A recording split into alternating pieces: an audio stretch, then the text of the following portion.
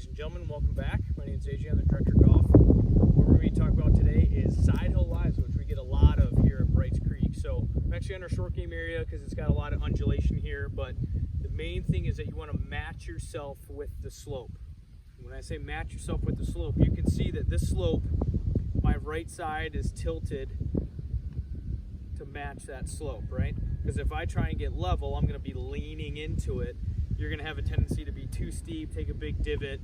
So you want to always match yourself with the slope, and that's going to help you basically swing level with where the ground is. So vice versa, if I were to spin around, it's going to be the other way. So if it's a down slope, I'm going to want to lean down into the slope, so more weight forward. So you can see when I made that setup adjustment that my belt and my shoulders were tilted down with the slope. So then you have obviously the dreaded side hill lie, where again, you want to match yourself with the slope. So if I were to take my normal address position for this shot, I would hit behind it pretty much every time because the club is too long since the ball is up in the air. So we choke down on the club to make the club shorter, so now I can swing level with that slope, right? And then vice versa, if the ball's below my feet, and I take my normal setup, I would literally swing right above this ball. So I have to make myself shorter where I'm going to squat down a little bit and have more knee flex so I can get down to the golf ball. Now with all these lies, I'd recommend that you play the ball a little bit back in your stance because that's going to help you make more solid contact.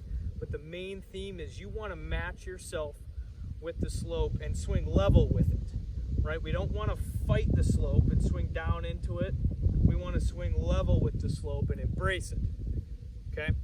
So with the side hill lies, when the ball's above my feet like this, the ball's going to have a tendency to turn over. Vice versa, if the ball's below my feet, the ball's going to have a tendency to fade a little bit or slice. If I'm swinging up slope, the ball's going to have a tendency to turn over a little bit. And then lastly, if I'm swinging on the down slope, the ball is going to have a tendency to fade a little bit. So all these notes are in the email that's going to be going out in the newsletter. But if you do that one thing and match yourself to the slope, that basically is just making you to swing level with the slope. Because again, if this is uphill, if I take my normal position, I'm really leaning into the hill.